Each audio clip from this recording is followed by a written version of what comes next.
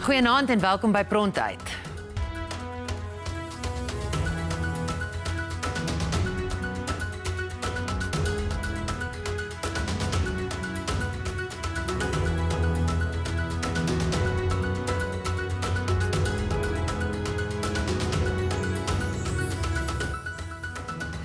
Vir meeste van ons is meerkaaie oulike diertjies wat soggens in die son baai. Die diertjies is egter so interessant dat daar al vir byna 30 jaar lank navorsing gedoen word oor die diere op 'n plaas in 'n afgeleë deel van die Kalahari. Die Universiteite van Cambridge en Zurich het in 1993 begin met navorsing op meerkaaie naby van Zylsrus. Tydens die navorsing is bykans 5000 meerkaaie gevolg van geboorte tot en met hul dood. Professor Tim Clutton-Brock van Cambridge is 'n pionier wat met die navorsing begin het en steeds by die wêreldklas-projek betrokke is. Benewens meerkaaie word navorsing op vaalmolle, oftewel mole rats, ook gedoen. I came to the Kalahari in 1991 because I wanted to work on cooperative breeders, and you get animals that breed cooperatively, where one individual in each group breeds and everyone else raises their babies. You tend to get systems like that in deserts, and the Kalahari is a very old desert, so you've got quite a lot of species like that here. And the reason for my interest in cooperative breeding is that it's easy to understand why animals compete with each other, because they're competing to breed or they're competing for food.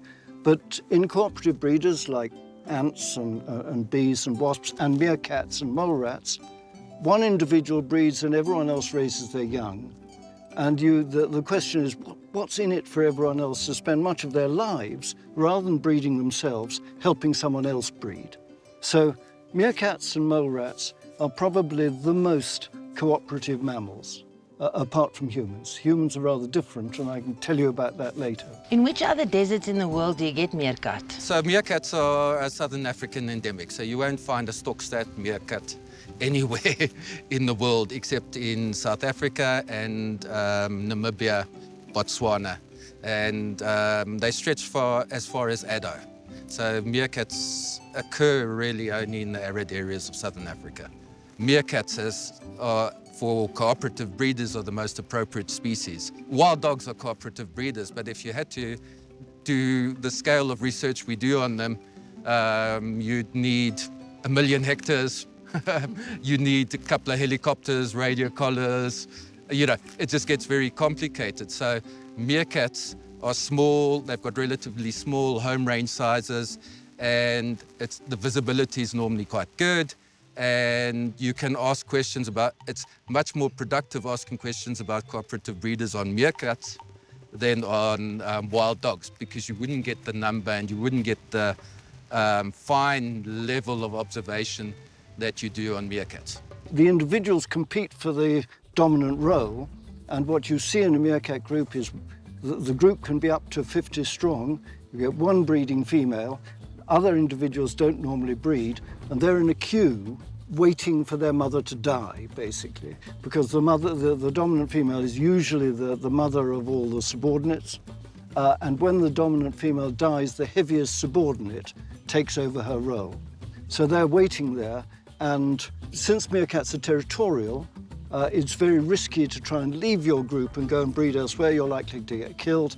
So their best chances of remaining of breeding and having a successful life are to remain in their group, wait till their mothers die, and then till their mother dies and take the breeding position. Meerkat groups hate their neighbours, and so what happens is they stay at home and their mother prevents them from breeding. She prevents them breeding either by retarding their development through aggression, or if they do successfully breed, she kills their babies. It's worth knowing, of course, worth thinking that what the mother is doing, she's killing her daughter's babies, so her daughter's babies are her grandchildren. So what is common in meerkat society is the dominant female kills her grandchildren. But that kind of event is very common in animal societies, so we find it surprising because we're not well used to grandmothers killing their grandchildren. For quite a lot of animals, it's not so surprising. As in any queue, what you don't want is for people to queue jump. So if you're a daughter in that queue, the last thing you want is to have your younger sister start to outgrow you, to get heavier than you, because she'll take the dominant position and you'll never get there. So we wondered what they might do about that. So we did a big experiment where we fed a whole pile of younger sisters with hard-boiled egg each day to boost their growth, and we got them to grow faster. And we then looked to see what their older sisters who weren't being fed did about it. And the answer is what we found is that they feed more each day, they take on more weight each day, and they try and outgrow their younger sister. Enkele jare terug is daar met navorsing op vaalmolle of in Engels mole-rats begin. Die diere leef ondergronds in 'n netwerk van tonnels en kom baie selde bo-gronds, wat beteken dat hulle baie min natuurlike vyande het. So mole rats, like the meerkats, have a number of unusual characteristics.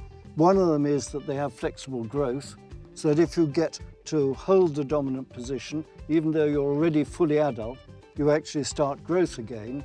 And your vertebrae, your vertebral column, starts to actually enlarge. One of the questions we're interested in answering is whether your spinal cord also grows over that time. And another unusual characteristic of mole rats, which they go beyond meerkats on, is that they can live for a very long time. So the breeding adults in mole rats can live in captivity for up to 30 years. Yeah, that's so you've got this small little animal that can live a very long time, and studies of captive mole rats have shown that they very seldom get cancer. So there's a lot of interest in mole rats as to just what it is about their biology that allows them to avoid cancer. Mole rats are certainly one of the most interesting study systems, because when scientists first discovered them, they thought finally they had discovered the eusocial mammal. So a mammal that lives like an insect, like a termite or like an ant in a large group with only one reproductive female, and everyone else takes certain roles like defending or digging, foraging, and they live together in a group with many specialized individuals. But then, with the mole rats, what did they find? Were they like ants? The one thing I find probably most interesting about mole rats is that they are generalists, and not like termites and bees and ants, that individuals specialize for their entire life on one certain task and do that.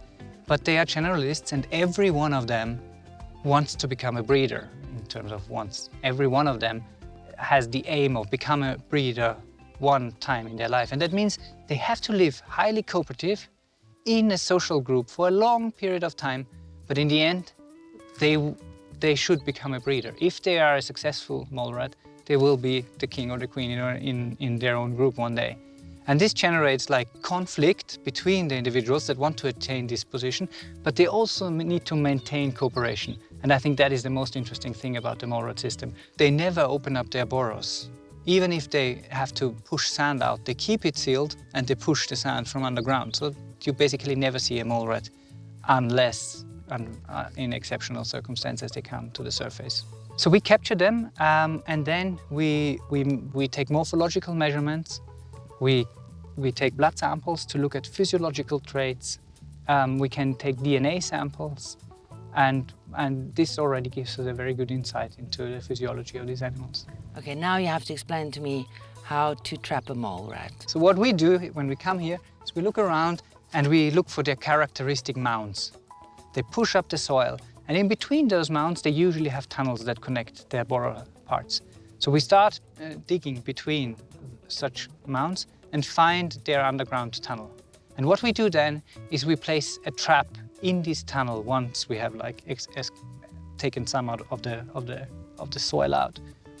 We bury it again, and in this trap there's a piece of sweet potato, which is basically heaven for a mole rat. So they really want to get that. And when they grab that sweet potato, they trigger a trap that traps them in the trap.